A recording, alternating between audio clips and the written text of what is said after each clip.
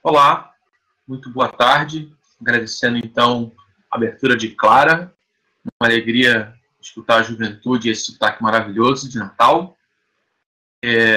Gostaria de pedir que os nossos demais participantes da mesa também entrassem e estão disponibilizando seus vídeos, eu acho, em breve. Perfeito, todos entrando, maravilha. Bom, essa é a nossa mesa do direito autoral e a internet no século XXI, começando agora, então, às 2h05, 2h08. É uma iniciativa minha e de Beatriz Martins, que somos pesquisadores na área do direito autoral. Um livro publicado chamado Autoria em Rede, e eu tenho uma reflexão já desde 2005, quando trabalhei no governo brasileiro, junto à gestão do Gilberto Gil. Iniciamos aí uma reforma do direito autoral e depois, durante o mestrado, desenvolvi um pouco mais esse tema. Foi quando conheci um dos palestrantes que está conosco, Alan Rocha. Então, a nossa mesa de hoje ela tem um objetivo basicamente duplo, de enfrentar as questões relativas à diretiva europeia, que direciona, então, que as plataformas façam elas mesmas a moderação da permanência de conteúdo, e isso teve um impacto muito grande, uma reflexão bastante forte na Europa, e isso vai impactar diretamente a legislação brasileira, porque as plataformas são plataformas transnacionais. Nós teremos aí pelo menos 2 apresentações bastante direcionadas a esse tema. E o segundo tema que tangencia essa realidade é o que nós queremos para o direito autoral no século XXI, que diz respeito ao acesso à mineração de dados, o acesso aos textos. E é uma reflexão que também venho fazendo com Beatriz no site que a gente mantém, o Em Rede, com a ideia da ciência aberta, né? Como promover um acesso público, um acesso à ciência aberta no século XXI, levando em consideração que outros países, como a França, estão fazendo planejamento de ciência aberta. Então, em que contexto a gente pode se situar nessa realidade? Eu faço agora, então, uma breve apresentação dos nossos queridos palestrantes. Gostaria de manifestar a nossa satisfação em tê-los todos conosco. Considero que a nossa mesa é muito bem sucedida na busca dos palestrantes, a complementariedade, que é a ideia do multilateralismo que marca a gestão da internet brasileira, que é também, talvez, a principal contribuição brasileira na gestão da internet desde o Fórum de 2005, realizado na Tunísia. A ideia do multi-stakeholder, o multilateralismo, é uma premissa da gestão da internet do Brasil, e o NIC-BR vem exercendo com muita maestria essa gestão. Então, da comunidade científica e acadêmica, científica e tecnológica, a gente tem representação do professor Alan Rocha de Souza. O Alan, vou pegar aqui rapidamente é pesquisador e professor em Direito Civil, Direitos Autorais e Propriedade Intelectual, no curso de graduação em Direito, professor e pesquisador de Direitos Autorais e Políticas Culturais no Programa de Pós-Graduação Estrito Sensu, e em Políticas Públicas e Estratégicas de Desenvolvimento no Instituto de Economia da UFRJ. Da comunidade, do setor governamental, nós temos a Aline Iramina, que é doutoranda em Direito pela Universidade de Brasília, é mestre, né, tem um Master of Laws em Direito e Propriedade Intelectual pela University College London, UCL de Londres, é servidora federal, servidora pública, do Departamento de Política Regulatória da Secretaria Nacional de Direitos Autorais e Propriedade Intelectual, da Secretaria Especial da Cultura, do Ministério do Turismo. A gente tem também, representando o setor empresarial, Luciana Brito Pimentel Moura, que é advogada, com experiência na indústria musical desde 95, colabora com a Warner Music desde 2007, sendo que desde 2015 atua como gerente jurídica e anteriormente foi responsável pelo departamento de Royalty, Execução Pública e Label Copy. Desde 2016 ela palestra no curso de extensão de Direito de Entretenimento do CEPED, da UERJ, nos temas de Royalty, Clearance, Edição e Gravação Musical. Temos também a presença de Mariana Georgette Valente, que é doutora e mestre em Sociologia Jurídica pela Faculdade de Direito da Universidade de São Paulo, onde também cursou a graduação em Direito. Atualmente, Mariana é diretora do Internet Lab e pesquisadora do Núcleo de Direito e Democracia do Centro Brasileiro de Análise e Planejamento, o nosso SEBRAP. Mariana tem experiência na área de Direito, com ênfase em Sociologia Jurídica, Direito Autoral e Acesso à Cultura. Bom, eu passo, então, agora a palavra imediatamente à Mariana, Aos que nos ouvem, por favor, fiquem à vontade para o término das apresentações, que devem ocorrer ao cabo de 1 hora, para enviarem suas perguntas, que, na medida do possível, tentaremos organizar e enviar aos palestrantes para a gente enriquecer o debate. Tenhamos uma ótima tarde de trabalho. Passo a palavra a Mariana. Obrigado. Muito obrigada, Tiago. Beatriz, queria primeiro agradecer pelo convite. Para mim é uma honra muito grande estar aqui nessa mesa no Fórum da Internet, fazendo esse debate e com os colegas, as colegas que vão debater comigo também. E é um desafio ser a primeira pessoa a falar, e eu pensei em falar, então, estabelecendo um panorama, explicando um pouco, né, para quem está assistindo a gente, não acompanha esse tema com tanta proximidade, do que a gente está falando quando a gente fala da diretiva europeia e por que ela é importante para o nosso debate atualmente. Mas acho que antes de falar da diretiva europeia e do que ela aborda, eu acho importante, de alguma forma, tentar responder a pergunta que fecha o painel de algum jeito, que é o que a gente quer do direito autoral do século XXI.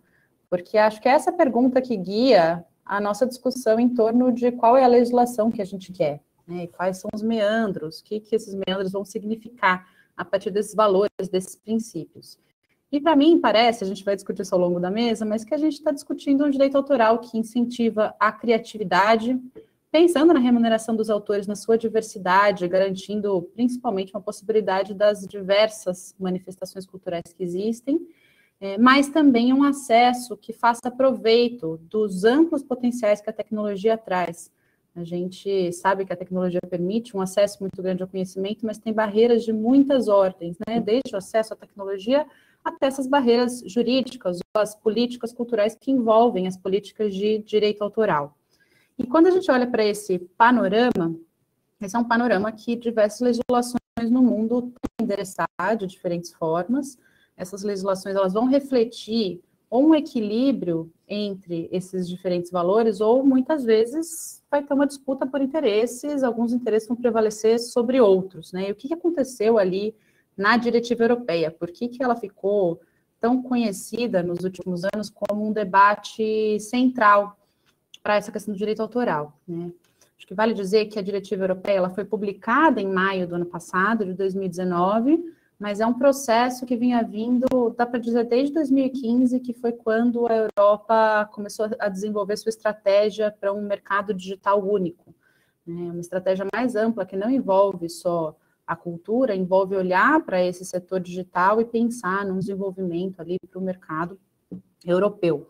E desde o momento da publicação daquela estratégia já vinha uma ideia de que o direito autoral era um dos aspectos a serem repensados, re-regulados, né? E aí, ao longo do tempo, aí, desde 2016, começou a ser publicado o texto, e esse texto envolveu muitas controvérsias. Quem acompanhou mais ou menos essa discussão viu que as controvérsias se centraram principalmente em torno de duas propostas, né? As que estavam girando no início entre os artigos 11 e 13, da proposta de diretiva europeia. No fim, com a publicação, eles se tornaram o artigo 15 e 17.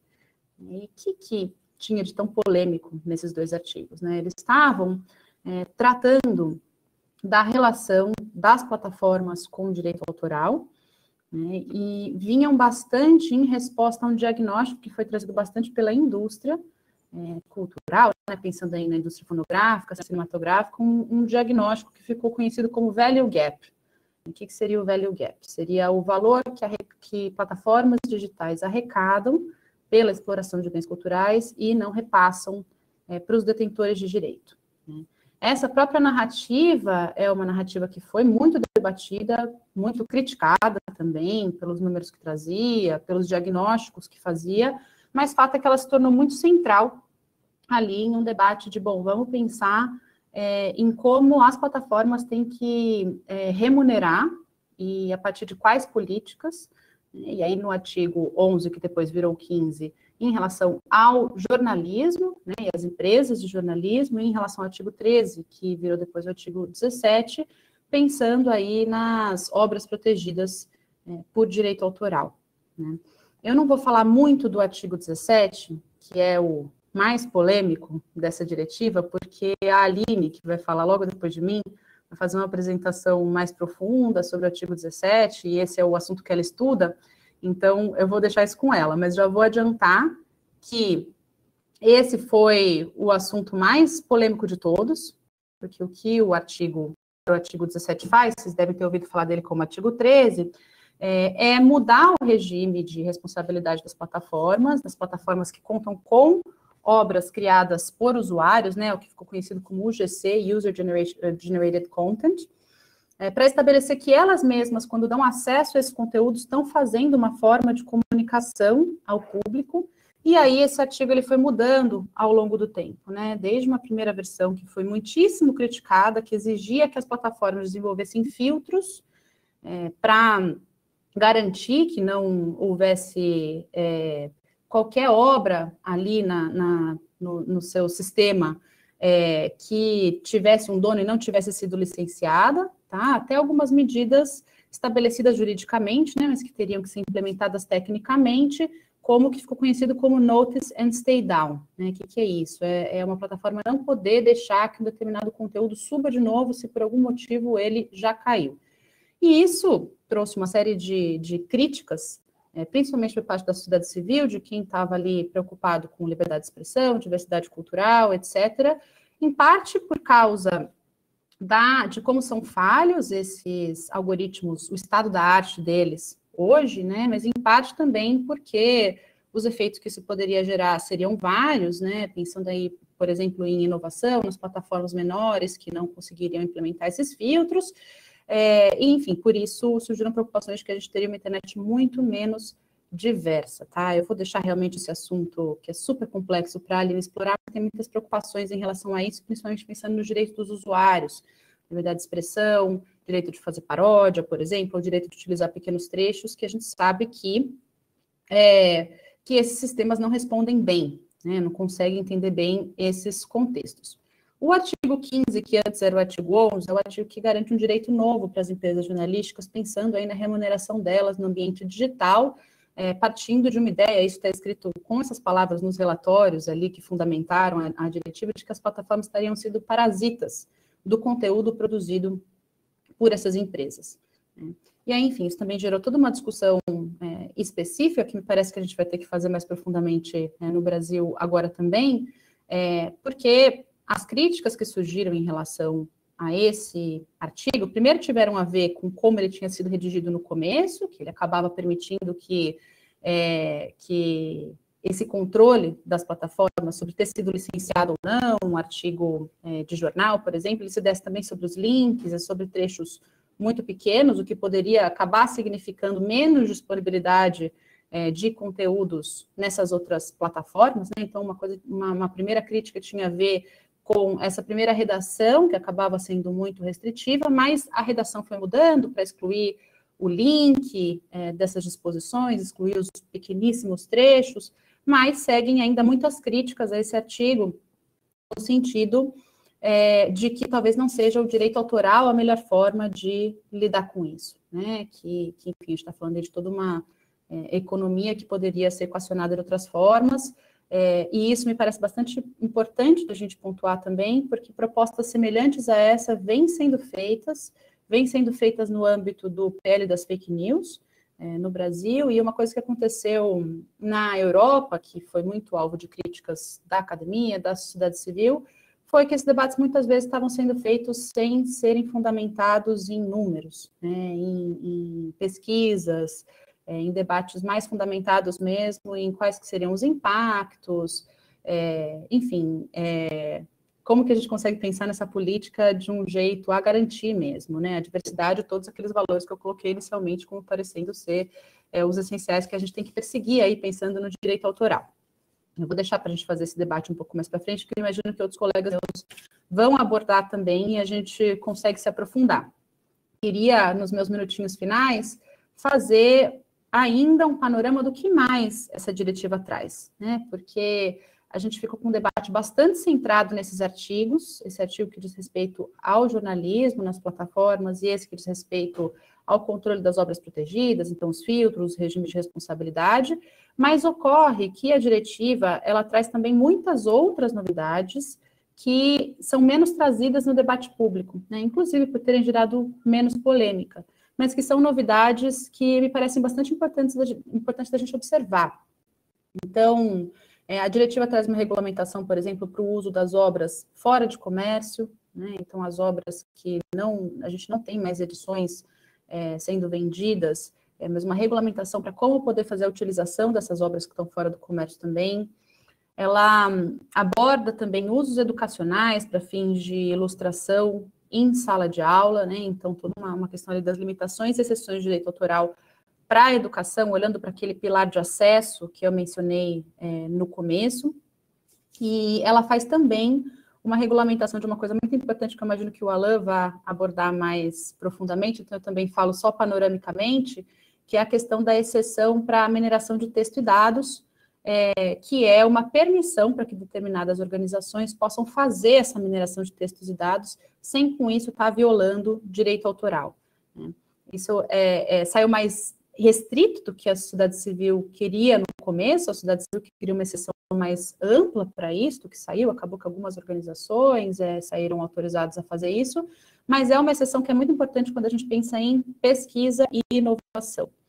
E aí, um último ponto que me parece importante de ressaltar também é que a diretiva previu também uma solução para o caso das reproduções de obras em domínio público, para a ideia de que elas seriam, as reproduções em si, de obras 2D em domínio público, teriam uma camada de proteção, né? Isso é uma discussão que surge no mundo inteiro com a digitalização, pode parecer um problema pequeno, mas quando a gente pensa em acervos digitais é um problema imenso, e as organizações culturais na Europa estavam cientes disso, advogaram muito por isso e conseguiram inserir ali uma regra que também é mais limitada do que o desejado anteriormente, mas que estabelece que uma reprodução de uma obra 2D em domínio público também está em domínio público, ou seja, ela pode ser amplamente utilizada. Por que eu estou falando de tudo isso? Para a gente, quando traz o debate da diretiva europeia, trazer também esse debate, né? Não necessariamente para fazê-lo da mesma forma, mas tem um debate em curso no Brasil há bastante tempo, desde essa época que o Thiago mencionava, da discussão mais ampla de uma reforma da lei de direitos autorais, sobre a necessidade de ampliar as limitações e exceções, pensando no acesso ao conhecimento, à educação, à cultura no Brasil, e se a gente precisa trazer esse debate para cá, me parece que esses são pontos centrais para a gente também, e não ignorar, né, focando somente nas coisas que deram mais polêmica, né, são avanços importantes que me parece que faz todo sentido a gente observar com mais cuidado e trazer para esse debate da reforma da lei de direitos autorais que está voltando aí, batendo na nossa porta. Eu acho que a título introdutório é isso, e eu fico aqui à disposição para a gente continuar o debate, gente.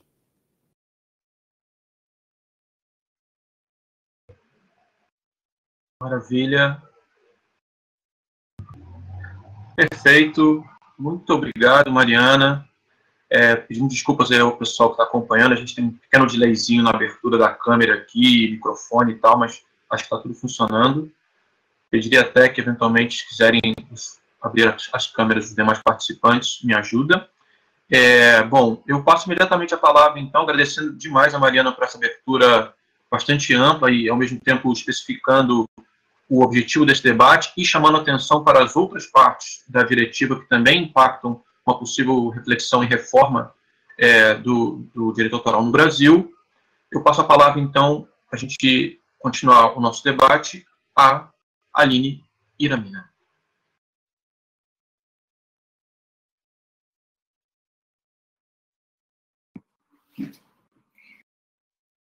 Olá, boa tarde a todos. Eu gostaria de agradecer também ao pessoal do Fórum da Internet Brasil pelo convite, em nome da Secretaria Nacional de Direitos Autorais e Propriedade Intelectual.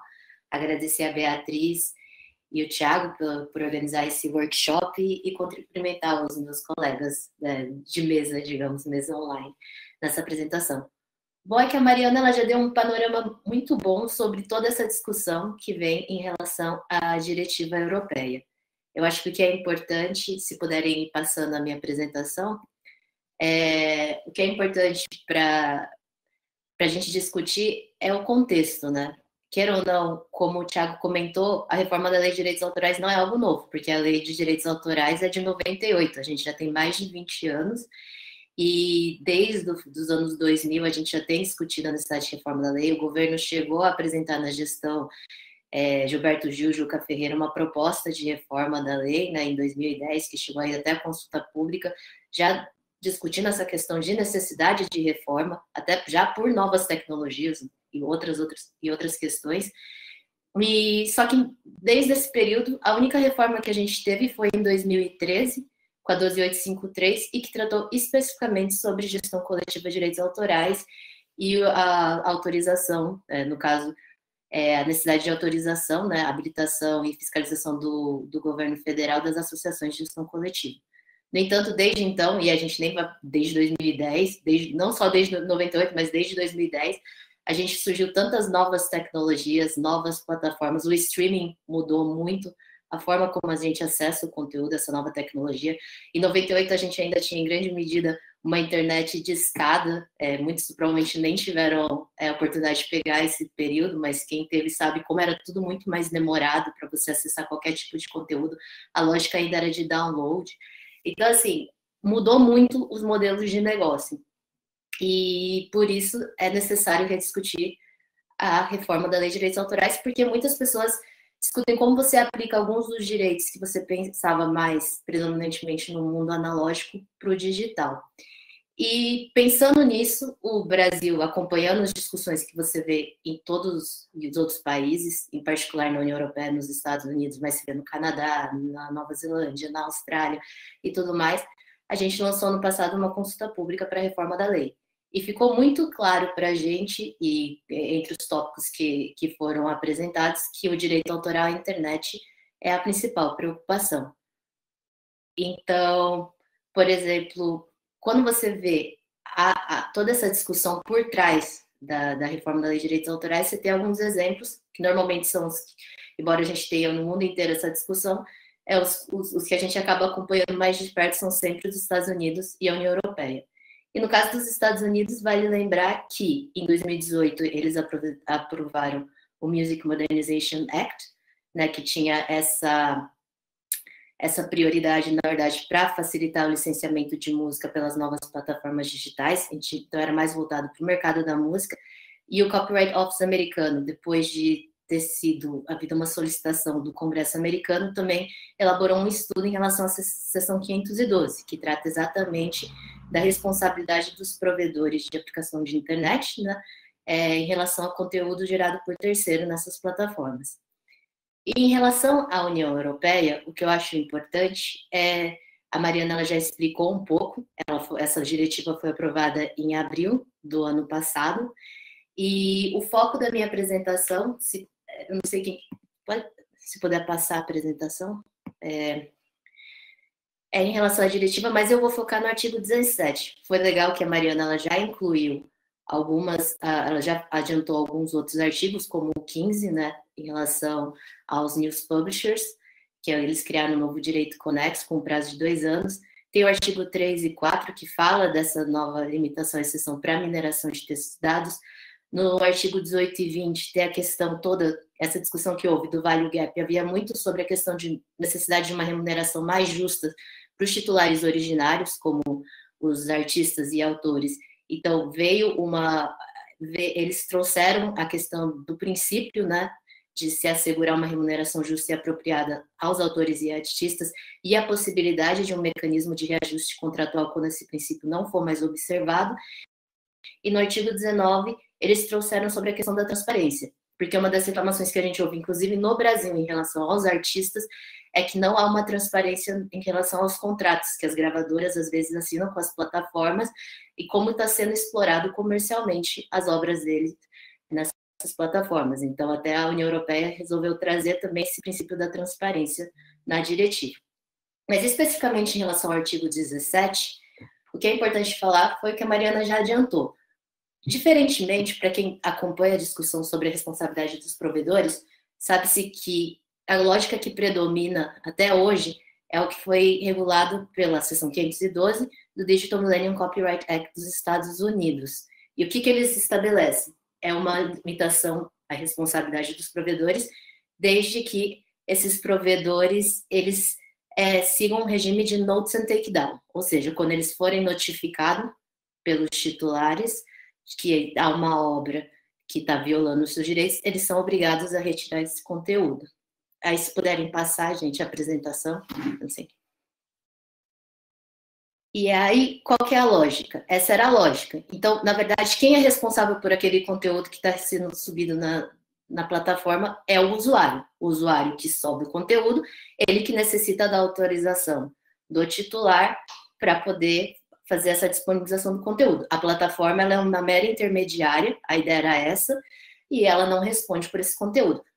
Como houve toda essa discussão sobre a questão das plataformas, que os modelos de negócio são novos, não existiam em YouTube, quando você fala no DMC em 98 e a Diretiva de Comércio Eletrônico em 2001, da União Europeia, eles disseram assim, não, essa lógica não funciona mais porque essas plataformas, elas exploram comercialmente também esse conteúdo gerado por terceiro. Então, a partir do momento que elas armazenam e disponibilizam esses conteúdos, elas estão realizando um ato de comunicação ao público e colocação à disposição do público.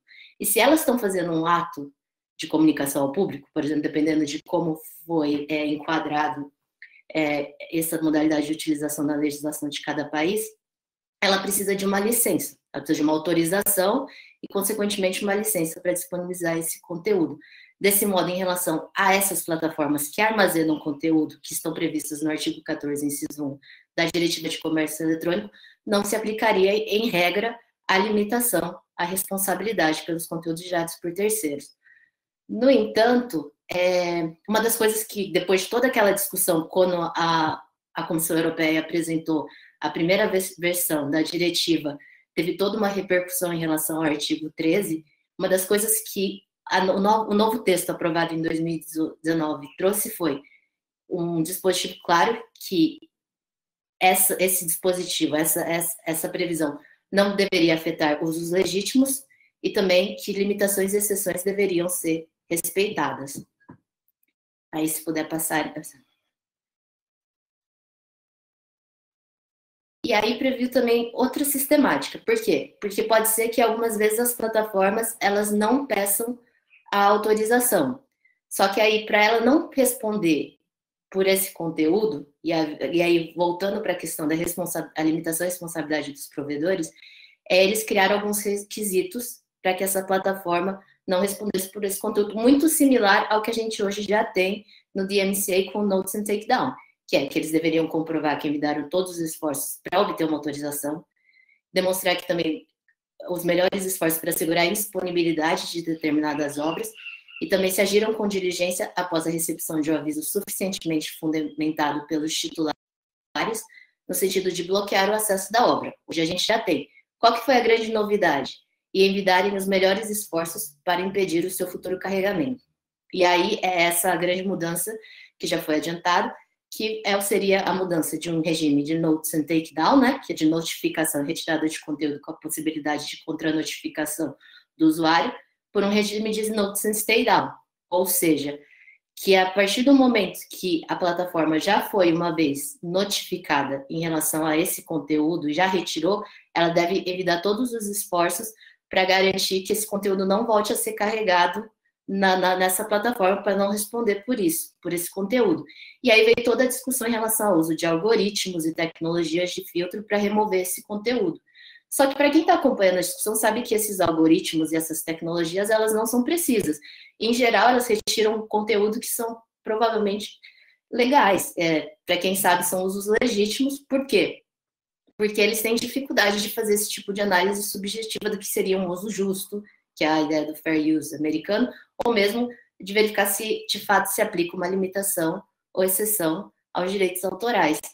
E para quem está acompanhando durante essa pandemia, houve uma notícia recentemente contando sobre o YouTube, aí não era especificamente em relação a direitos autorais, mas era todo tipo de conteúdo, né, que possa violar qualquer tipo de direito, e eles mostraram que entre abril e junho, eles, por causa da questão do lockdown e da quarentena, eles eles priorizaram utilizar esses algoritmos e essas tecnologias em relação aos moderadores de conteúdo humano. E o que eles viram foi que esses algoritmos, eles são muito bons para identificar possíveis conteúdos violadores de direitos, mas eles não são bons para decidir em relação a qual conteúdo de fato deve ser removido. E aí o que eles verificaram é que de abril a junho foi retirado, foi removido da plataforma do YouTube o dobro de conteúdo do que eles removeram no mesmo período no ano passado. E que nunca houve tanto recurso em relação a essa remoção de conteúdo, e que eles tiveram que colocar de volta, né, que restabelecer esse conteúdo em grande parte das decisões. Então, mostra que ainda é necessário muita evolução em relação a essas novas tecnologias. E a outra preocupação, como a Mariana já adiantou, havia toda essa questão de que, por exemplo, hoje o Content ID do YouTube, eles já fazem um sistema de Notice and Stay Down. No entanto, grande parte das plataformas, esse é um sistema extremamente caro, então isso, de certo modo, beneficiaria o quê? Essas plataformas maiores que já existem, podendo causar problemas em termos de concorrência. Então, o que a diretiva da União Europeia trouxe? Trouxe a questão de que deveria haver um gasto, na verdade, algumas plataformas não se encaixariam em relação a essas previsões, mantendo-se a ideia do Notice and Takedown, no caso, essas novas startups. Plataformas que têm um faturamento inferior a 10 milhões de euros, até 5 milhões de visitantes, menos de 3 anos de presença no mercado americano, continuava com a lógica do Notice and Takedown e não desse Notice and Stay Down, que traz a nova diretiva.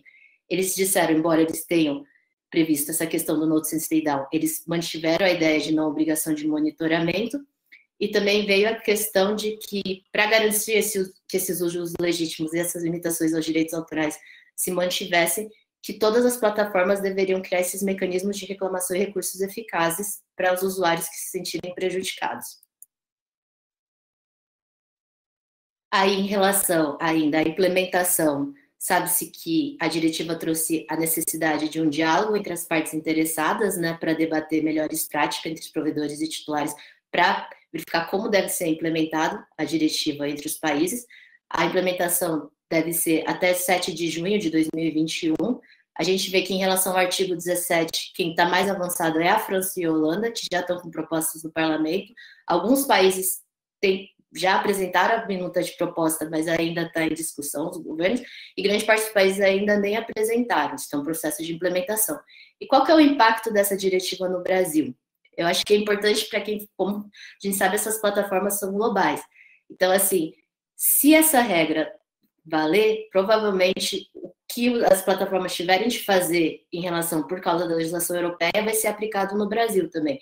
Quem lê os termos de serviços de plataformas como YouTube, Instagram, Twitter, sabe que, por exemplo, na parte de política de direitos autorais, eles sempre citam o DMCA como regra, embora não seja a regra no Brasil, porque não há uma legislação específica na área de direitos autorais, em relação a essa questão da responsabilidade dos provedores.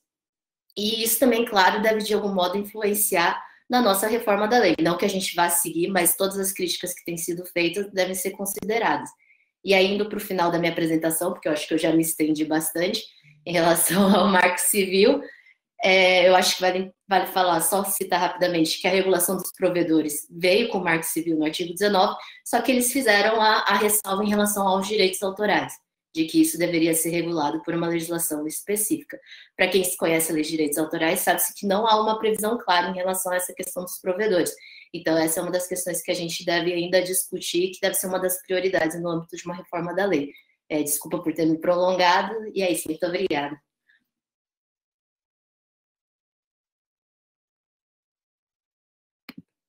Maravilha, Aline, muito grande, trouxe bastante informação, os slides foram bastante também informativos, acho que todo esse material vai ficar disponível para a gente poder consultar depois também. Eu passo a palavra agora, então, à Luciana Brito, que vai nos contar aí um pouco da sua experiência à frente da Warner e mais da sua experiência pessoal como pesquisadora. Com você a palavra, Luciana. Obrigado. Oi, gente, boa tarde. Obrigada, Tiago, Carlos, Bia, pela oportunidade. Quero me deixar à disposição de qualquer pessoa que precise tirar dúvida depois, isso a gente vai fazer.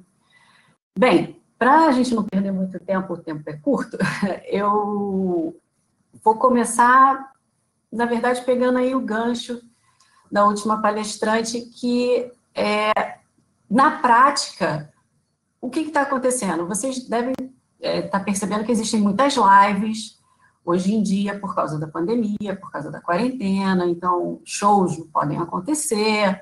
Então, os artistas foram para a internet fazer live. E aí, o que acontece? Isso, sim, é o que eu estou tentando explicar, é a prática, por conta da minha experiência na gravadora, do que acontece hoje. Se aquele artista fez um voz e violão na live dele, a gravadora, essa ferramenta que identifica aquele fonograma, aquela música da gravadora, não vai derrubá-la. Mas se aquele artista fez uma dublagem e em cima de uma base que é a original do fonograma, é bem provável que aquela live seja derrubada. E isso aconteceu muito no início da pandemia, da quarentena, por conta de toda essa novidade que a gente tem que se adaptar. E aí os artistas começaram a procurar a gente começou a tentar regularizar essa situação. Então, mandar comunicações, colocar numa lista branca, que a gente chama, que aquele artista vai interpretar aquele fonograma no canal dele. Então, na prática, no que eu vivo, né, escutando a palestra das demais colegas, é uma explicação que eu acho que pode iluminar, né, a prática, né, o que acontece efetivamente na prática. Bem, como o meu tema é o alcance da música depois da internet, eu fiz aqui alguns temas para tratar com vocês. Um deles é a migração dos sistemas. Quando eu comecei a trabalhar com direito autoral, nós tínhamos sistemas locais. Cada país tinha seu sistema de armazenamento de dados, que ali inclui todas as músicas que pertencem ao catálogo de determinada gravadora, de determinada editora.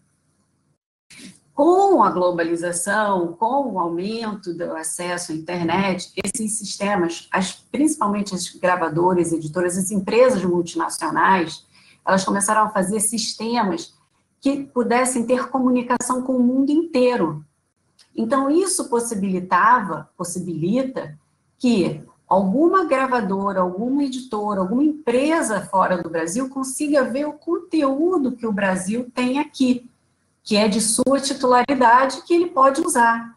E a mesma coisa o Brasil, né? A gente usa muito conteúdo internacional, a gente consome muito conteúdo internacional, mas depois dessa globalização, a gente percebe um aumento de remessa de dinheiro do exterior para o Brasil, referente à utilização de obras nacionais brasileiras no exterior, né? E aí, na sequência, o físico foi migrando para o digital, aos poucos, mas foi crescendo com muita rapidez. E nessa migração, ajudou muito o que foi um golpe forte para as gravadoras, para os artistas em geral, que foi a pirataria de CDs, de produtos físicos, que antigamente haviam 300, milhares de lojas que vendiam CDs, DVDs pirata, inclusive tinha comércio na rua vendendo esses produtos piratas. Então, essa migração para o digital ajudou muito toda a parte musical, todo mundo que vive da música, a se reestabelecer, porque o artista não recebe, o músico não recebe, a gravadora, a editora, ninguém recebe quando se vende através de uma pirataria, né? Então, hoje em dia, o conteúdo digital, ele está na ordem de 80% a 90% do consumo, né, do ouvinte, né?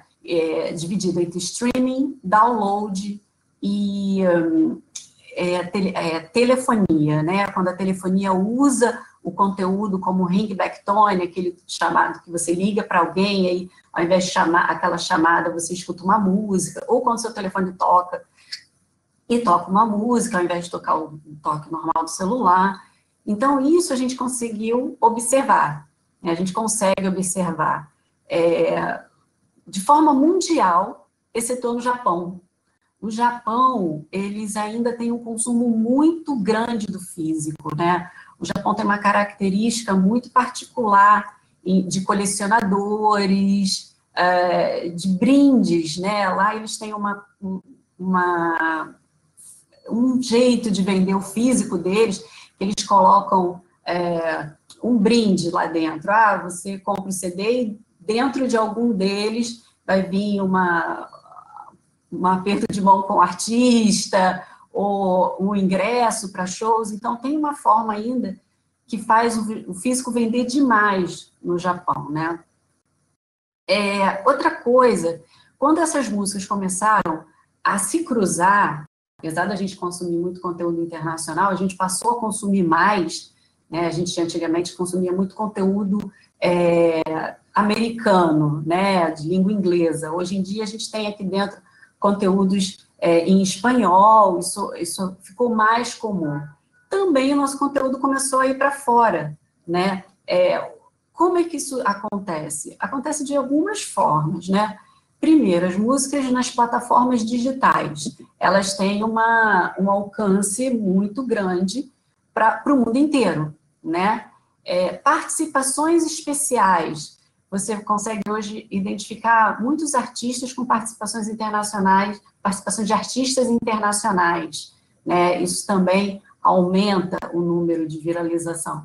Hoje em dia também, com as plataformas, as mídias sociais, nós temos muita participação de influenciadores, né? Você vê o Neymar num gol, cantando uma música, fazendo uma dança, que chama atenção para o mundo inteiro, né? Então, esse alcance da música, ele só fica maior, cada vez maior, né? Um artista que fez participação com um artista internacional, ele acaba conhecendo demais outros artistas internacionais, o artista internacional passa a ter conhecimento do nosso conteúdo, o conteúdo brasileiro, né? Hoje em dia, é muito importante, nas plataformas digitais, é muito importante para um sucesso, ainda não sei se isso é bom ou se isso é ruim, porque existe uma cobrança muito grande para se alcançar isso, são os artistas ficarem no top 50 global das plataformas, né? Então, existe uma cobrança muito grande para que ele viralize, para que ele fique ali no top global. Uma vez no top global, essa música está no mundo, né? E se você faz uma pesquisa na plataforma digital, você percebe que o top Brasil tem muita música internacional, tem muita música nacional. O top global já é mais seletivo. O Brasil entra eventualmente, né? Mas entra, entendeu? Tem artistas de grande sucesso que fazem muito conteúdo e acaba entrando, viralizando. E hoje em dia também, o conteúdo não é mais como o físico. Por causa do digital, o consumo é muito rápido, tá? Então, antigamente, você comprava 1, 2, 3, 4 CDs, não sei, o que sua verba alcançasse, né? Hoje em dia, você entra numa plataforma digital e escuta o que você quiser, de forma gratuita. Ou, claro, você pode fazer a assinatura e não ter o conteúdo das propagandas, etc. e tal. Mas a verdade é que hoje todo mundo, você pode perceber que todo mundo tem um fone de ouvido, né? Principalmente os adolescentes. Está com um fone de ouvido. Não. Está com um fone de ouvido. Você anda pelas ruas, você na condução, na rua, você sempre percebe que as pessoas estão consumindo conteúdo, né? Então, isso também, de uma forma, aumenta esse consumo, né? Bem, e o que acontece, Lu? É sempre assim? Não. Às vezes acontece de limitações. Às vezes um artista internacional, ele pertence a uma determinada gravadora e o artista nacional pertence a outra gravadora. Bem, eles querem cantar juntos, eles querem fazer uma participação especial, um na música do outro. Sempre vai acontecer? Sempre alguém vai ceder e vai ser lançado pela outra gravadora? Na maioria das vezes, sim, porque sempre tem um artista principal e o artista que está fazendo a participação especial. Mas eu já vi acontecer algumas vezes de uma das gravadoras se opor a essa participação especial, e aí, o que a gente pode fazer? A gente elege quem é o titular daquele conteúdo e faz uma coisa que a gente chama de geoblock, que é, eu lanço no Brasil e na América Latina, e você lança na América do Norte e Europa, né? Ou o resto do mundo, excluindo o Brasil e a América Latina. Então, existem esses acordos que fazem com que a música alcance o mundo inteiro, mas através de titulares diferentes, né? Bem, eu acho que é isso, não quero me alongar muito mais. Se eu fui muito rápida, me desculpem. Mais uma vez, agradeço aí o convite e a participação de todos que estão assistindo. E fico à disposição. Maravilha, Luciana. Muito obrigado pela sua apresentação. Ela traz bem, trata de vários conceitos que são caros aqui aos nossos palestrantes, né? A questão da limitação. Acho que pela primeira vez você manifestou o termo pirataria, né? Com ênfase, né? Enfim, ninguém recebe, tirando as pessoas que eventualmente estão vendendo e vivendo desse recurso. Então, acho que o debate entre os titulares de direito versus a ampliação do acesso, ele está colocado, e eu acho que e foi bem no esteio dessa questão, a gente tem, então, a palestra, a apresentação do professor Alan Rocha de Souza, a quem eu passo a palavra. Liga o seu áudio, Alan. O seu áudio está desligado. Está mutado. Bom, boa tarde. Tiago, muito obrigado pelo convite, por organizar essa mesa. Estou aprendendo aqui, fazendo um monte de anotação. Você vê que está com caderninho, não deixa de ser. Não vai ser bem uma palestra, eu vou fazer alguns comentários. Estou aqui de olho no tempo, porque o professor tende a se expandir, né? A falar demais. E aí são muitas provocações, né? Durante essas falas todas. Então, eu vou tentar aqui fazer algumas provocações, né? A primeira das coisas que eu queria deixar claro quando a gente fala de direitos autorais, aliás, duas coisas, dois pilares que é muito importante a gente ter isso em mente. Em primeiro lugar, na maior parte das vezes, a gente não está falando dos autores. Nós estamos falando dos investidores. Nenhum problema com relação a isso, mas é importante dar nomes aos bois, tá? Nós estamos falando dos investidores corporativos, a boa parte transnacionais, que em última instância são os verdadeiros titulares, os verdadeiros donos das obras, das gravações e assim por diante. Nas várias camadas. Na música você tem os editores, os produtores de fonogramas, mas nas várias cadeias você tem inúmeras etapas que fazem que haja essa concentração de direitos originalmente atribuídos aos autores e retoricamente defendidos como se fossem dos autores, mas que na verdade estão concentrados em alguns poucos, cada vez menores, nos últimos anos, titulares. Bom, então é disso que a gente está falando, quando hoje a gente fala de direitos autorais lato sensu. Tá? Bom, esse é um ponto. O segundo ponto é que, aí falando justamente da criação, que é o que se tenta promover, ou pelo menos retoricamente, argumentos que é o que se tenta promover com a proteção e essa exclusividade que é atribuída aos direitos autorais, a gente tem que falar que não existe criação sem que esta esteja imersa em um conjunto de referências culturais, das quais as pessoas, algumas pessoas, e hoje mais pessoas ao longo da vida, individualizam, consolidam e expressam aquele sentimento geral na forma de uma obra individual ou coletiva, cada vez menos individual. Bom, então, o que eu quero dizer? Não existe criação, a ponta, o início da roda não é a criação, porque não existe criação sem esse conjunto anterior de referências culturais com as quais essa criação irá dialogar, referências essas que você só acumula a partir do acesso. Então, se nós estamos falando de, realmente, um ambiente que promova a criação e que promova, obviamente, a autoria e que promova uma economia de bens culturais, informacionais, do conhecimento e etc., a gente precisa de uma ampla base de acesso para começar a conversa, que é o que nós não temos. Quando nós não temos isso, quando o controle desse acesso é sobremaneira controlado por essas corporações que, na verdade, concentram a titularidade dos direitos autorais, nós passamos a ter um controle da criatividade, justamente feitas por essas corporações na medida de que viabiliza-se ou não viabiliza o acesso a determinados grupos. Bom, isso aí é uma dinâmica que acontece nesses dois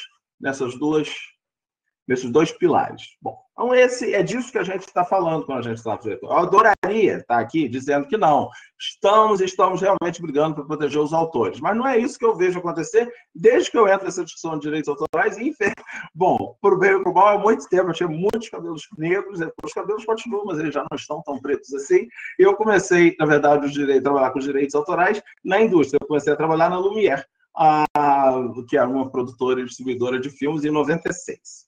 Tá? Só depois eu fui para a academia. Bom, então, vendo essa complexidade, é isso que acontece. De um lado, nós temos essa titularidade concentrada em algumas corporações. De outro lado, nós temos, portanto, como consequência ou parte, o controle não só dessas obras que vão dar origem a novas obras, também por parte desse mesmo grupo, e aí você tem todo um outro circuito de controle, enfim, novas outras situações. São dois pontos básicos.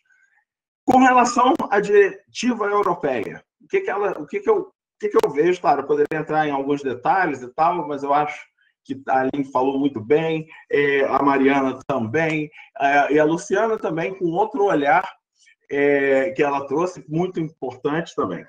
É o seguinte, a diretiva europeia, para mim, ela representa, na verdade, eu acompanhei, eu por coincidência, estava lá, morando na Europa, eu estava da Universidade de Oxford, fiquei 2 anos lá, e eu acompanhei esse processo e parte desse debate. Ela vem desde 2015, eu fui em 2017, então eu acompanhei esse debate olhando como estrangeiro, um olhar de fora, que dá até um olhar mais penetrado, e para mim ficou muito claro. Ali é um dos marcos da degradação do direito autoral em direito de investimento. Tá? Então, esse é um dos marcos representativos da diretiva. A preocupação, de fato, não é o autor. Tem lá a remuneraçãozinha para tentar alguma coisa muito mínima perto do resto, mas o que está querendo se proteger mesmo é o investimento que foi feito nessa construção do catálogo, enfim, na produção musical e vários outros, enfim, dos vários agentes da indústria. O segundo aspecto, para mim, da diretiva, muito claro, é o fim eu espero que agora, até o fim do discurso, né, a transparência de que o processo legislativo europeu é, na verdade, um processo de lobby e forças de influência de grandes dinheiro. A participação da população, embora tenha sido muito intensa, da academia e etc., praticamente não foi ouvida. Sim, protestem, venham aqui, mas dane-se. O que nós vamos resolver aqui nos bastidores, tá? Entre nós, vamos sentar, homens velhos brancos, vamos sentar e decidir qual vai ser o futuro, quem vai ter acesso ao quê e quem vai pagar por o quê. Nós vamos distribuir a riqueza dessa forma. Então, a diretiva europeia é uma representação do fim do discurso de razoabilidade na construção das políticas públicas, que nós vamos construir isso racionalmente e que, na verdade, é a substituição, no meu entender, muito escancaradamente pelo lobby. Né? Inclusive, uma das perguntas que eu fiz num dos seminários que eu participei lá entre as universidades, justamente discutindo isso, foi essa: a União Europeia virou uma república das bananas, como sempre os países da América Latina foram chamados, ou seja, veio um grupo aqui que detém o poder, senta e decide o que vai acontecer e pronto, dane-se. O resto só ouve e entende. Me parece que foi um pouco esse processo. E o terceiro aspecto é que isso abre as portas para o que já começa a acontecer em outros lugares, os Bilateral Investment Treaties. São os tratados bilaterais de investimentos que condicionam e podem e limitam a possibilidade de políticas públicas que contrariem o interesse desse investimento. Então, nós, na verdade, estamos criando as estruturas macro-legais, e a União Europeia faz questão de exportar, assim como fez com a GDPR, com a Lei de Proteção de Dados, essa diretiva dessa diretiva na verdade, uma nova forma de colonização pelos marcos legislativos, e depois pelo investimento, sepultando a possibilidade de qualquer desenvolvimento independente. Então, esse é o cenário que a gente está vendo, e é esse o cenário que a gente está vendo aportar no Brasil. Em especial, a partir do acordo União Europeia-Mercosul. E isso fica espelhado muito claramente na estratégia nacional de propriedade intelectual e inovação, que acabou de sair, fechar a suposta consulta pública. Se você olha o que tem de direito autoral, é de chorar. Não tem absolutamente nenhuma palavra sobre as limitações, que são o que vão assegurar, no final das contas, a possibilidade de desenvolvimento cultural, a possibilidade de autoria, a possibilidade de criação de novas obras e assim por diante. Zero. Então, tá. Aí nós chegamos nas limitações, eu sei que o prazo já deve estar assim chegando. Nós chegamos nas limitações dos direitos autorais. E, ao contrário do que acontece na Europa, em boa parte, e nos Estados Unidos, onde o fair use é uma defesa e assim por diante, as limitações, no contexto constitucional brasileiro, elas são direitos, tá? São direitos fundamentais. Elas representam o equilíbrio, ou a falta de equilíbrio, e a harmonização entre os direitos autorais e um conjunto amplo de outros direitos fundamentais, inclusive liberdade de expressão artística e assim por diante. Tá? Isso já está consolidado, que não só eles são direitos, mas está consolidado que os casos ali previstos são apenas exemplos de outras situações que podem, enfim, analogicamente, por vários outros processos vermelhos, enfim, aquilo que está estabelecido na legislação são exemplos. A única interpretação cabível é a interpretação extensiva. E isso foi consolidado no enunciado 115 da Jornada Jurídica e Direito Comercial do Conselho da Justiça Federal. Esse enunciado veio a partir de uma série de decisões do STJ, todas reiterando esse mesmo ponto, e todas elas por unanimidade desde 2011. Então, ponto encerrado juridicamente. Elas representam um equilíbrio entre direitos fundamentais que não existe, que não está refletido na legislação. Portanto, outros casos análogos em que o interesse público ou de terceiro seja naquela situação mais relevante que os direitos autorais, também podem ser usados sem remuneração e sem autorização, e é o que a gente vê, por exemplo, no caso da educação. Tá? Nesse período de pandemia, fica muito mais claro isso de forma mais ostensiva. Eu não vou nem falar dos absurdos das limitações, que eu falo disso há muitos anos, e eles continuam absurdos, mas felizmente o Judiciário conseguiu, no Alto Judiciário, do STJ, e agora consolidado, que agora pelo CPC, você tem que seguir os precedentes. Os precedentes são muito claros e ostensivos nesse sentido. Bom, e aí temos um vácuo enorme entre nós, país em desenvolvimento, na melhor das hipóteses, e os países desenvolvidos. Vácuo em que sentido? Todos eles têm muito mais limitações, muito mais abrangentes, expansivas e livres do que nós. Nós não temos nada para a biblioteca, gente. É uma piada. Não, assim, seria piada. Graças a Deus, assim, eu recomendo a toda a biblioteca. Digitalize tudo para preservação, é seu direito e seu dever. Quero ver entrar com ação e processão. Tomara que as editoras façam isso. Quero que as coisas façam, enfim, que as bibliotecas façam para realmente provocar essa discussão, porque legislativamente nós não vamos conseguir, nada vai andar, a não ser para pior. E é isso que, infelizmente, eu antevejo com essas mudanças, essas propostas de mudança repentina na legislação. Então, por melhor intenção que possa existir, e que dos funcionários, eu acredito que boa parte deles, dos servidores públicos, queira de fato fazer um trabalho de ponderação entre o que pode, o que não pode, entre o que deve, e assim por diante. Porém, o processo decisório não mais cabe a esse processo nacional. Ele vai ser decidido, em última instância, fora, nos bastidores, por meio de negociação, no qual o público e o interesse público vai novamente para o ralo. Então, infelizmente, eu não trago hoje muitas novidades. Eu não acredito que o que esteja sendo proposto pela Câmara ou pelo governo vá sair qualquer coisa minimamente razoável.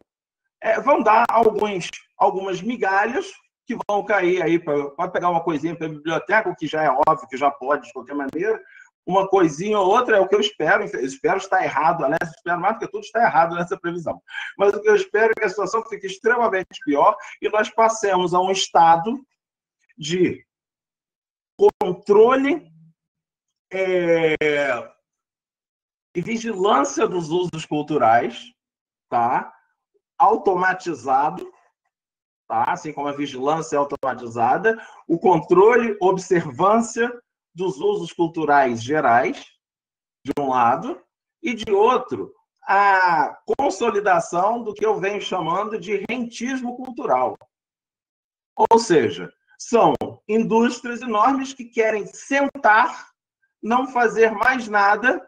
Eu vou sentar aqui, tomar o meu uísque, fumar o charuto e esperar que as plataformas e os usuários criem novas obras, user-generated content, e tudo isso fique sendo pago a mim, que, em última instância, tenho a titularidade dos direitos. E aí eu dou uma migalhazinha para os autores, uma jujuba para eles irem lá, ocuparem o palco e lutarem pelo direito que já foi deles, mas, na verdade, já é meu. Então, infelizmente, é esse o cenário que a gente vê se consolidando, e num país como o Brasil, despreparado para isso como está, vejo que o buraco vai ser, o abismo pode ser fundo. É isso.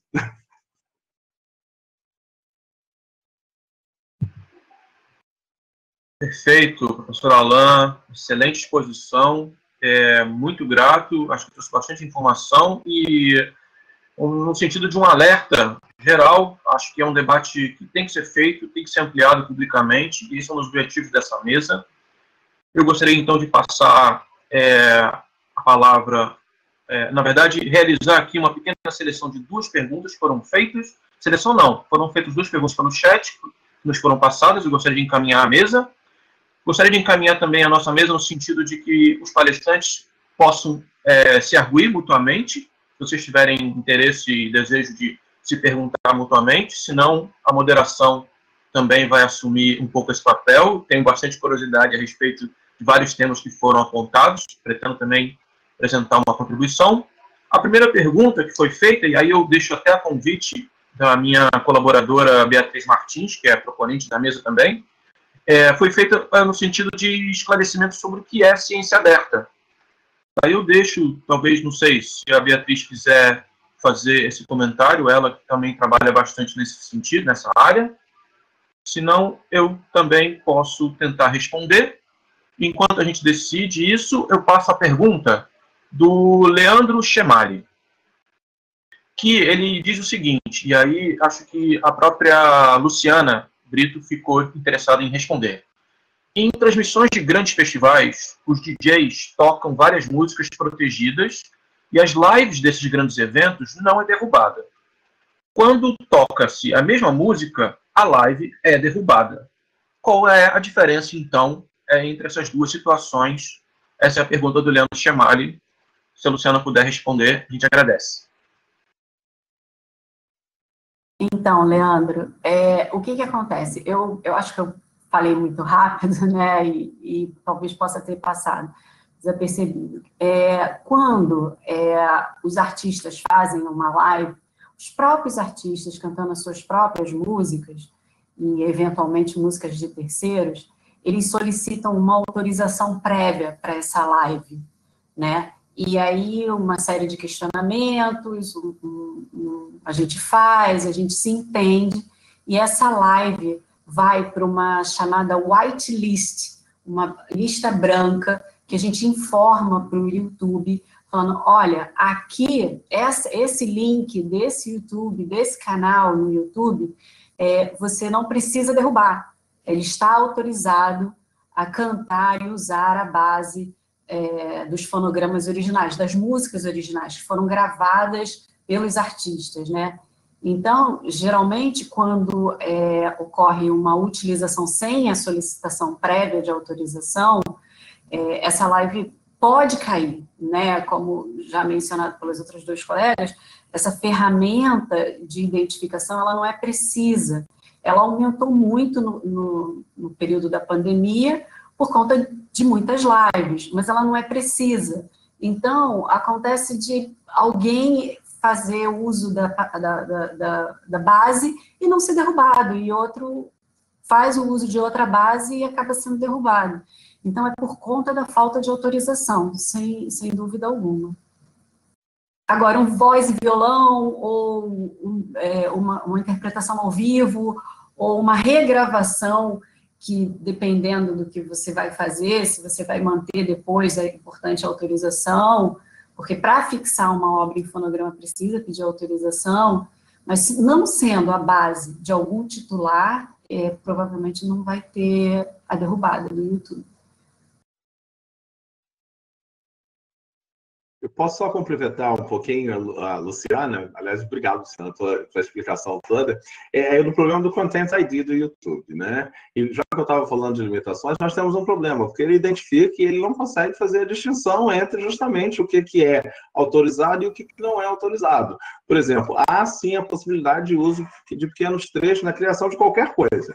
Então, eu posso sim fazer qualquer criação e utilizar, desde que aquilo não seja, obviamente, uma trilha sonora. Então, a legislação permite, tem alguns casos, tem um caso muito famoso que é a Lolo Terezinha, inclusive, que utiliza bastante. E o Content ID, obviamente, privilegia, por conta do acordo comercial entre a plataforma e os grandes, as corporações titulares, privilegia o seguinte: eu identifico, eu ofereço ao titular a oportunidade, ele quer tirar, quer só ser identificado, quer monetizar, acaba sendo isso. Então, nisso aí você acaba corroendo, justamente por não haver uma previsibilidade dessa limitação, você corrói esses direitos igualmente fundamentais por conta de, exatamente, um enforcement digital que não faz essa distinção entre o que é permitido, o que realmente é uma paródia ou algo assim, e o que realmente deve ser derrubado, porque não está autorizado, e o que é autorizado por ser um direito. Então, isso aí é um problema sério a ser enfrentado. Nós temos alguns casos no Brasil, não são muitos, em que o usuário que teve a obra derrubada conseguiu, processou e ganhou uma indenização do YouTube e da RPM, né? Então, é importante a gente ficar atento a isso e já alertando aí. Aline, eu não queria estar no lugar de estar quem vai fazer essa gestão. É muito mais fácil, certamente, estar como pesquisador, mas esse é um ponto muito sério de como que a gente consegue a representação das limitações em todo esse sistema. É isso. Perfeito. Eu abro a palavra. Mariana, por favor, fique à vontade. Eu queria falar duas coisas. Uma é a respeito disso que o Alan estava falando, e tem a ver também com a apresentação que a Aline fez. Ao longo do tempo, né, quando esse artigo, que virou o artigo 17 da Diretiva Europeia, foi mudando, foram sendo incorporadas, né, algumas das críticas, vamos dizer, um escalonamento de quais tamanhos de plataformas ou popularidade das plataformas que iam ter que fazer cumprir com algumas das obrigações e outras não, e essa previsão de que as limitações e exceções seriam preservadas, né, que as paródias, por exemplo, seriam preservadas e tudo, mas uma crítica que permaneceu é que isso costuma aparecer, e tem a ver com o que o Alan falava, sempre como uma coisa subsidiária, né? Então a gente prevê todas essas proteções aqui, todos esses meios de enforcement dessa lei, detalha aqui qual vai ser exatamente o regime de responsabilidade, que tal plataforma vai ter que fazer, qual a outra vai ter que fazer, e essas previsões sobre limitações e exceções vêm de formas muito genéricas, né? Sem nenhum dente, vamos dizer. Então, ela estava falando, teve casos no Brasil até de pessoas que conseguiram isso no judiciário, e é verdade, mas os incentivos são muito baixos, né, para as pessoas buscarem o judiciário para conseguir colocar um vídeo de volta, por exemplo. Então, é caro, é isso. Muito dificilmente alguém que é um usuário individual vai fazer isso, né? Então, a gente está falando de uma questão de incentivos, né, mesmo, e de como isso que representa o interesse público fica sem defesa. E aí, ainda nessa linha, eu queria pegar um gancho de algo que também o Alan falava no final e que me lembrou de outro processo, que foi o processo de negociação dessa lei que a gente tem hoje, a lei de 98, né, que, enfim, era outro planeta. Essa lei que a gente tem hoje foi negociada entre 89 e 98, né, foi objeto da minha pesquisa de doutorado. E as coisas mudaram bastante, é evidente, mas a gente viu ali uma ausência total de representação do interesse público, né? Em parte porque esse debate estava menos desenvolvido no Brasil mesmo, em parte porque não tinha organizações defendendo isso, consegui entender, em parte porque a tecnologia mudou e as possibilidades mudaram, e acho que isso veio em todas as apresentações, né? Como a tecnologia coloca novos desafios, novas questões. Mas o ponto é o risco, né, de que nesse debate, essa perspectiva do interesse público também não seja prioritária. E isso é uma coisa bem importante para a gente falar nesse espaço multissetorial e tudo, porque essa articulação entre atores precisa acontecer, né? E é uma articulação que precisa acontecer não só do ponto de vista de advocacy, mas também de levantar evidências, fazer, né, as pesquisas, levantar os números, as questões sejam necessárias para que as posições sejam defendidas, né?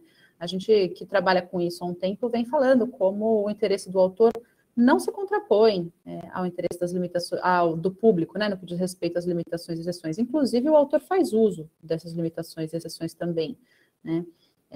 A questão é como colocar essa defesa, como trazer isso para dentro de um debate sobre um direito autoral num ecossistema justo e equilibrado, e não só olhando para algumas partes dele, né? Me parece que isso é essencial para a gente discutir em um contexto de Brasil extremamente desigual. A gente tem uma necessidade ainda maior de discutir isso aqui no Brasil, e depois de tudo que a gente passou em 2020, né, com o Covid, com a digitalização de muitas das nossas atividades, aumento das desigualdades, então, enfim, para reforçar essa chamada à ação, acho que é isso. Aline, você quer falar? Não, eu acho que uma coisa, e o Alan levantou, sempre é extremamente complexo quando você está no governo buscar esse equilíbrio entre diversos interesses. E às vezes também, por mais que a gente como governo trabalhe em propostas, as decisões também às vezes não são só nossas, e também vai para o Congresso Nacional, que aí qualquer projeto, que mesmo que a gente lá trabalhe um projeto, a gente nunca sabe o que vai sair quando chega no Congresso. Então é super importante, e a gente sempre defende no âmbito da secretaria mesmo, a necessidade de ouvir todas as partes. Às vezes você vê que a indústria ela tem um movimento maior em termos de lobby, até para se aproximar dos principais atores, dos que a gente chama policy makers, que trabalham com a elaboração de políticas públicas e regulação, mas é importante que a academia também se movimente. Então, assim, não estou falando da boca para fora, eu acho que é importante que haja esse movimento da sociedade civil, da academia, de tentar, por mais que o contexto às vezes seja complexo, tentar essa aproximação para tentar ser mais ouvido, porque às vezes até não vou dizer que é uma negligência, mas você vê um movimento maior até da indústria nesse sentido. Então, assim, é uma questão também de buscar essa atuação, mas é complexo. Quando a gente fala de moderação de conteúdo, por exemplo, e dessas novas tecnologias, como regular? Eu acho que para a gente é o grande desafio. Eu participo de um projeto de pesquisa que tem falado de moderação de conteúdos por algoritmos de inteligência artificial, que é um amplo debate na Europa e em todo o mundo, não só em relação a direitos autorais é um detalhe, você tem todas os outros conteúdos, né, que eles consideram que violam outros direitos, e uma das coisas que comentaram comigo era simplesmente o seguinte: não existe uma moderação de conteúdo perfeita. Então, assim, a gente não pode esperar como regulador que a gente possa criar uma regra que essas plataformas consigam criar um sistema de moderação de conteúdo automatizado que seja perfeito, que vá funcionar assim, eles vão conseguir analisar casos envolvendo limitações e exceções, ou o que seja. Então, assim, no final vai ser necessário buscar um equilíbrio no sentido de que você vai priorizar uma coisa ou outra, às vezes liberdade de expressão, em termos de limitações e exceções, o acesso à cultura, às vezes priorizar um pouco mais o interesse dos titulares como a ideia de enforcement de direitos autorais, mas a ideia que tem que se buscar é transparência, é verificar como que eles funcionam e buscar uma regulação, aí parece um pouco utópico e às vezes equilibrada, dentro do possível, e é o que a gente está querendo, pelo menos hoje na Secretaria de Direitos Autorais, a gente, pelo menos a nossa equipe que trabalha com regulação, a gente tem buscado fazer todos os estudos, vendo o que está sendo discutido em outras partes do mundo em termos de regulação dessa parte nova de internet e tudo mais, e incorporar numa proposta. Mas a gente sabe o quão complexo não é nada muito simples de ser resolvido. Perfeito, obrigado, Aline. Eu gostaria, então, há uma pergunta aqui da Ana Luiz Sabino, que eu vou encaminhar na sequência, mas eu queria aproveitar a gente acha que está cumprindo bastante bem a premissa do nossa mesa redonda a respeito do artigo da diretiva europeia, etc. Eu queria provocar a mesa no sentido da segunda parte do nosso objetivo, que é mais voltada ao futuro da internet, né? Que direito autoral nós queremos e quais seriam, então, algumas alternativas, né? Ficou claro na fala de Mariana, do Alan, a Aline falou da dificuldade de regulação, e a Luciana apresentou bem os dilemas das gravadoras, as mudanças tecnológicas, do que isso tudo envolve. E aí eu queria chamar a atenção para a ideia do licenciamento flexível, né?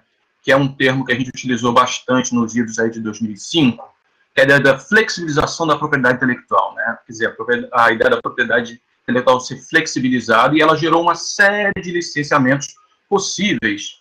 E aí eu vi um pouco, até na fala do Alan, que defendeu bastante a questão das limitações, né, e Mariana também falou disso, mas hoje as principais alternativas que a gente tem de licenciamento, elas também são ratificadoras dessa ideia de autoria, né, que no que tange à internet, me parece, na condição até de pesquisador e refletindo aí uma literatura ampla, a internet veio justamente para, que é a segunda parte do nosso debate, para questionar algumas dessas premissas, certo? Quer dizer, a ideia do usuário que gera conteúdo, a ideia da recombinação cultural, etc. Quer dizer, as premissas de autoria sendo ratificadas, por exemplo, no licenciamento do Creative Commons, que é talvez o mais conhecido, né, que é um licenciamento liberal, enfatizando aí a noção de restituir o autor dos seus poderes que a indústria teria expropriado.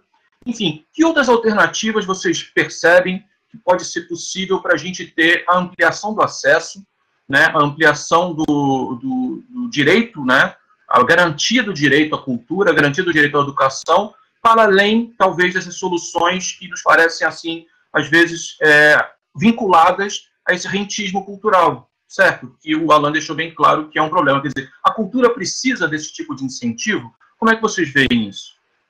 Vou só fazer uma coisa. Quantas lives, quantos outros encontros a gente vai ter para começar a discutir essa pergunta? Porque, assim, pelo tempo que tem, não vai dar muito para a gente nem entrar. Eu só vou dizer o seguinte, vou começar bem rapidinho, fazer em 1 minuto.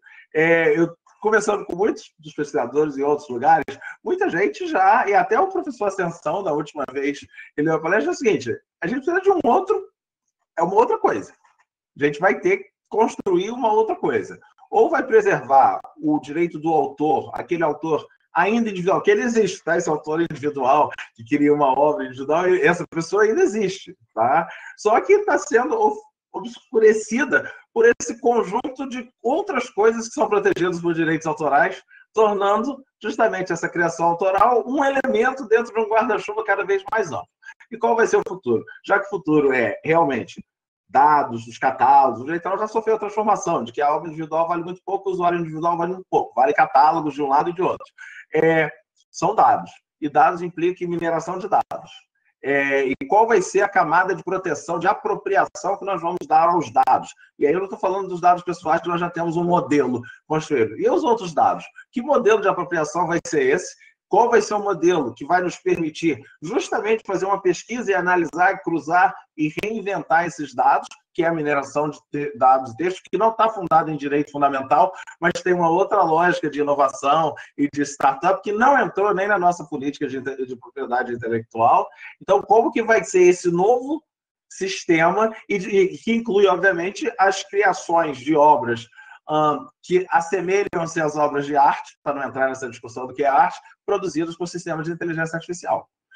Isso aí, nós passamos do direito antropocêntrico para um direito que inclui aquele centrado no titular. O antropocêntrico viveu só no século XIX, muito limitadamente. Depois, centrado no titular, indo para um tecnocêntrico. E aí, como é que a gente precisa reinventar, não dá para pensar num direito autoral feito por um autor individual de uma obra individual que é feita para ser perene ao longo dos tempos. E aí a gente precisa reinventar tudo. E muitas lives aí depois para a gente discutir isso. É isso. Eu tenho algumas observações também sobre isso, Thiago. Eu estava, enfim, essa pergunta faz pensar muito longe, né? Mas uma das coisas que eu estava pensando é que nos debates atuais sobre o produto das criações por inteligência artificial, tem acontecido um debate progressista importante no sentido das criações não serem reconhecidas como direito autoral, porque o direito autoral é a proteção mais ampla que existe, né? E se a gente começar a reconhecer essas criações como protegidas por direito autoral, é uma forma de levar muito mais para esse lugar corporativo, né? Da produção corporativa, e o direito autoral andar, né? Muito mais para esse lugar do que para um lugar de, vamos pensar como que ele pode ser repensado para pensar na diversidade das manifestações culturais, né, na distribuição dos recursos, dos proventos da cultura e tudo. Né? Acho que isso é uma das coisas, mas isso me leva para um lugar que não vai dar para discutir aqui profundamente. Mas se por um lado eu entendo bem o que você está falando e acho que tem uma dissolução do conceito de autoria, das práticas de autoria, né? Isso vem sendo discutido muito, né? Pelo menos desde os anos 70, mas com muito mais força agora. Eu imagino que a Beatriz tenha muito para falar sobre isso também. A minha pesquisa de doutorado pontou muito para mim uma coisa que para mim não era nada evidente antes, que era como também a ideia de autoria individual já foi usada em alguns momentos da história, não que a gente não possa ser crítico a isso, mas como uma forma de resistência também. Né, a resistência a esse lugar mais de corporações, eu não sei qual que é a palavra para isso, mas de transformar as coisas em mais corporativas. Né? Então, a disputa que existia específica ali na década de 90 era outra e era nesse sentido, né, dos autores se verem como trabalhadores e trabalhadores que precisavam ser valorizados diante de uma indústria que produzia, né, muito valor em cima de algumas formas de produção cultural, e, enfim, de se estabelecer ali uma proteção específica. Então, só para dizer que eu também acho que tem um ponto aí, que é importante, sim, da gente colocar, no mínimo, para pensar para o futuro e discutir abertamente, e que isso que você mencionou sobre as licenças, delas terem um foco muito liberal, também é um debate das licenças Creative Commons, né? Isso, para colocar todas as cartas na mesa, sou coordenadora do Creative Commons no Brasil hoje, né? As licenças foram muito criticadas, né, de uma perspectiva mais crítica da propriedade intelectual mesmo, por reforçar essa perspectiva da autoria, quando a gente está falando de lugares, por exemplo, a Wikipédia, né, em que a criação se dá de forma tão coletiva, mas não só. E tem uma outra perspectiva da crítica, mas essa muito absorvida já pela comunidade do Creative Commons, que é como as licenças começaram a ser usadas para não se reformar o direito autoral pensando em usos mais coletivos. Então, em muitos países, as pessoas começaram a falar, a gente não precisa de limitações e exceções, porque o autor, quando quer licenciar em Creative Commons, ele já licencia.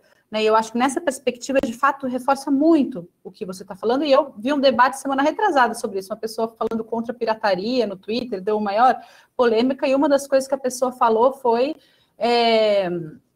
Olha, eu não sou contra acesso ao conhecimento, eu até algumas vezes já licenciei em Creative Commons, e, enfim, que nesse caso eu não quero, nesse caso eu não quero copiar meu livro, enfim.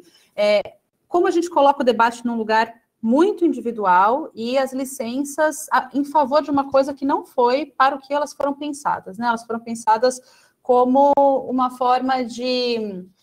como um band-aid, assim, um curativo, né, de alguma forma, um problema que existe, mas não uma solução. E a comunidade já absorveu muito essa crítica e partiu para uma ideia de que, olha, a gente não pode fazer uma militância só pelas licenças se a gente quer defender o interesse público. A gente tem que defender formas de acesso que levem em consideração coletividades, grupos, atividades e etc. Então, dessa perspectiva, isso foi abordado um pouco. São essas duas coisas. Isso, e a gente também pensar o quanto algumas formas de pensar o direito autoral também podem, ou já em alguns momentos da história, se colocaram como resistência a outras coisas, sabe? Eu acho que isso coloca um nozinho na questão.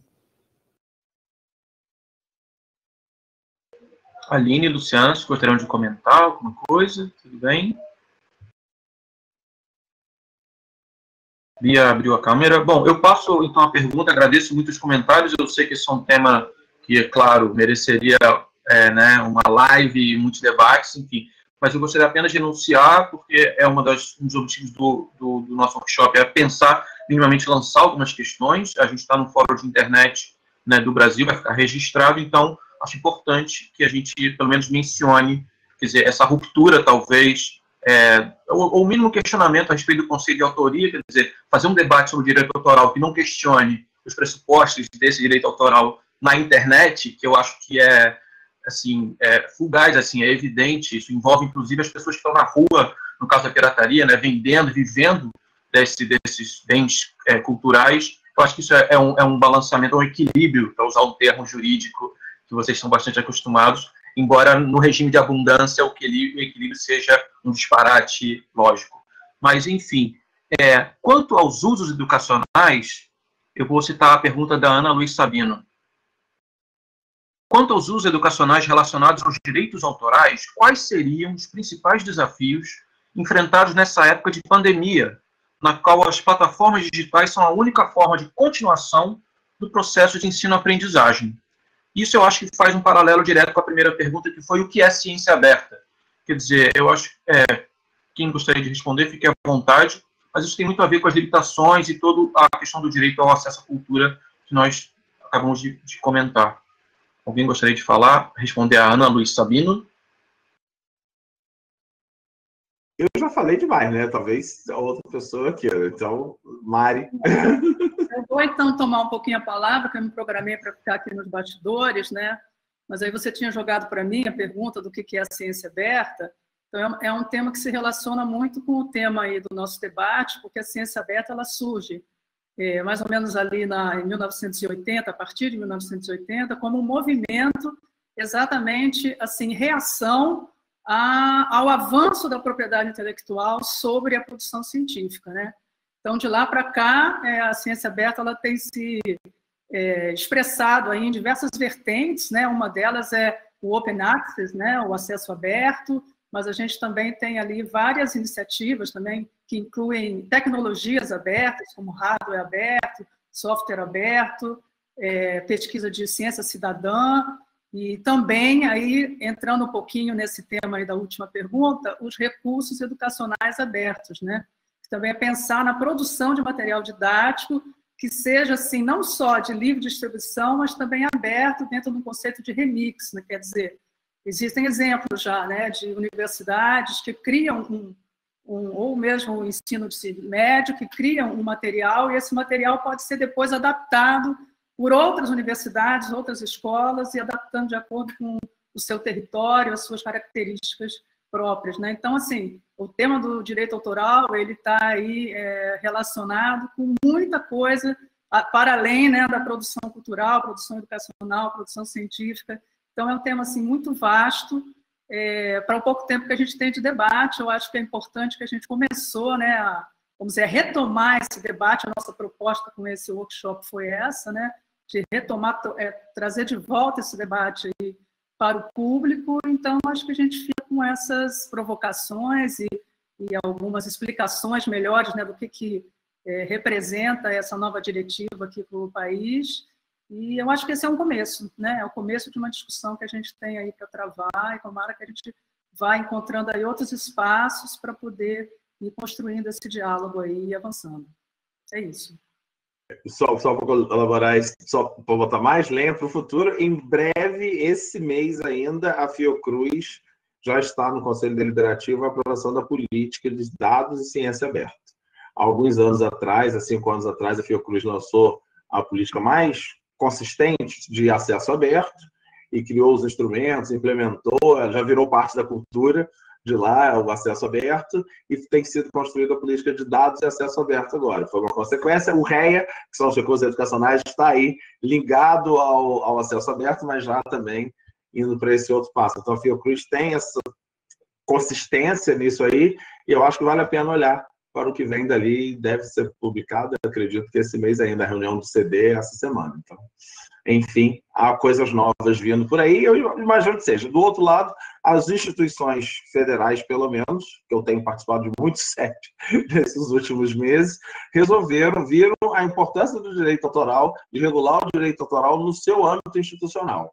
Do que as bibliotecas, já que não tem uma regulação federal, elas têm essa função de promoção do acesso ao conhecimento, etc., dentro do seu âmbito, o que podem as bibliotecas fazer, o que os professores podem fazer na disponibilização de material para os alunos, quais as condições e assim por diante. Então, acredito que as instituições venham agora a tomar Isso porque elas precisam fazer, elas precisam resolver isso de alguma forma. Veio de imediato, entrou na sala de aula, no dia que a sala virou digital. Então, eu, por exemplo, tenho recebido perguntas desde o começo. Eu posso ler um livro para alunos de 7 anos e mandar via YouTube? São perguntas muito básicas assim, que a gente precisa realmente enfrentar. A questão da educação veio em todos os níveis. Né? Esse problema que não vai fugir. Ele agora entrou na mesa. Não tem como fugir dele. Pessoal, meus caros palestrantes, gostaria muito de agradecer. Acho que, como ficou claro, esse é um tema denso, é um tema que nos acompanha desde a virada da internet. Não há uma resolução clara sobre isso, há uma mudança tecnológica brutal. Então, assim, nós estamos apenas engatinhando no que pode vir a ser, né, a internet do futuro. Eu gostaria, então, de passar a palavra a vocês para considerações finais, muito breve, 1 minutinho, porque o nosso tempo já está estourando. Gostaria também de anunciar que nós estaremos no chat, no spatial.chat/s, Fórum da Internet. Eu acho que é um link que o pessoal da organização deve disponibilizar ali no YouTube. E o link está na programação, está me avisando aqui, muito obrigado. E sobre ciência aberta, queria citar só que eu e Bia publicamos no site emrede.com um post mais detalhado sobre a política atual de ciência aberta que a França está implementando, que pode ser bastante informativa a respeito desse debate final, e passo a palavra a vocês. A gente seguir a ordem dos palestrantes, acho que sou eu, né? A gente queria só agradecer, impressionante a qualidade desse debate e o número de questões discutidas num tempo tão curto. Acho que a gente tem muitas, não todas, mas muitas questões que a gente tem que debater nesse momento para pensar nisso, né? Pensar em diversidade das manifestações culturais, acesso amplo, remuneração justa, todas as questões que são aí o nosso horizonte, né? Mas também outras questões que surgiram depois, de coisas que vêm ligadas quando a gente está usando a internet, as plataformas. Então, enfim, muito bom, nível ótimo de discussão, gostei muito, queria agradecer a todo mundo aí por essa 1h30. Obrigada. Seguindo a ordem, então, eu também queria agradecer a oportunidade, o convite para participar. Eu acho que é extremamente importante ter a oportunidade de participar desse tipo de evento, falar um pouco sobre uma perspectiva governamental, mas também ouvir a opinião de diferentes pessoas, que às vezes não têm as opiniões as mesmas, mas eu acho que é importante ouvir todos os lados. É uma das coisas assim que a gente tem buscado, pelo menos, embora nem sempre o governo pareça tão acessível, mas é uma coisa que a gente prioriza. E eu acho que essa questão da internet e direitos autorais nunca ficou tão evidente, né? Assim, direitos autorais sempre fez parte da vida de todo mundo, mas eu acho que com as plataformas digitais, até os usuários hoje, todo mundo sabe o que é direito autoral e queira ou não, quando você tem um conteúdo removido e tudo mais, sempre é alguma coisa em relação ao direito autoral. Então, assim, é importante debater e é importante também que todos participem dessas discussões, porque, queira ou não, havendo uma nova lei, havendo uma nova regulação, isso impacta a todos. Então, é isso, mas muito obrigada. Eu também queria agradecer a oportunidade, agradecer a todos vocês, também entendi que foi um papo muito bom, muito que se faz crescer, que se faz pensar, né? E eu só acredito que a gente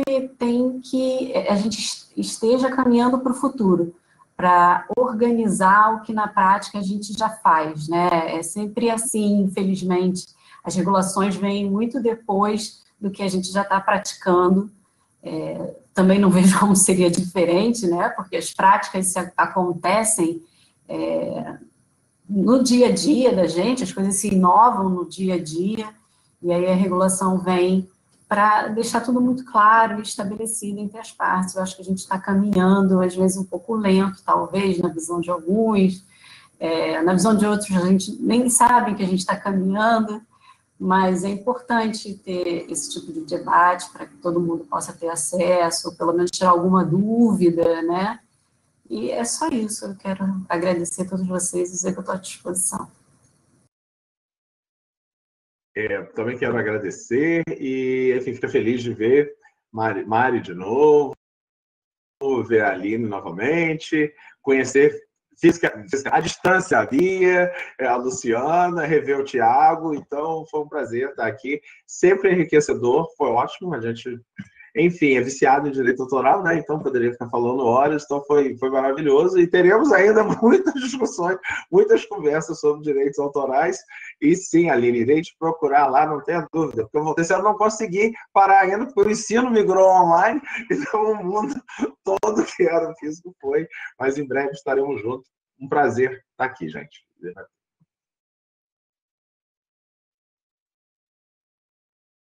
Bom, então, com isso, agradecendo demais a participação de vocês, parabenizando ao destemido grupo do NIPBR, que manteve o Fórum de Internet desse ano, a despeito da pandemia, e organizaram primorosamente, com muito cuidado e carinho, toda a programação, enfim, acompanharam tecnicamente, enfim. Quero mesmo parabenizar a iniciativa. Eu que já sou quase um veterano do Fórum, a quarta proposta que a gente encaminha, foi excelente, e fique aí o nosso agradecimento a toda a equipe e a dedicação. E para vocês que nos ouvem, nós vamos migrar para o chat. Quem quiser conversar um pouquinho mais, estaremos por lá. Um grande abraço a todos, boa tarde.